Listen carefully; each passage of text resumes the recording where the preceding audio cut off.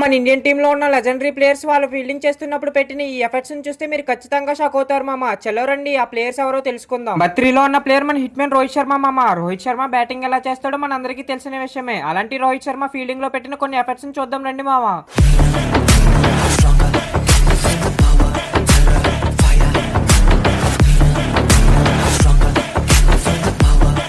టూలో ఉన్న ప్లేయర్ రవీంద్ర జడేజా మామ. జడేజా ఫీల్డింగ్ ఎలా చేస్తాడో మనందరికీ తెలిసిన విషయమే కదా. అలాంటి జడేజా చేసిన కొన్ని బెస్ట్ ఫీల్డింగ్ ఎఫెక్ట్స్ ని చూద్దాం రండి మావ.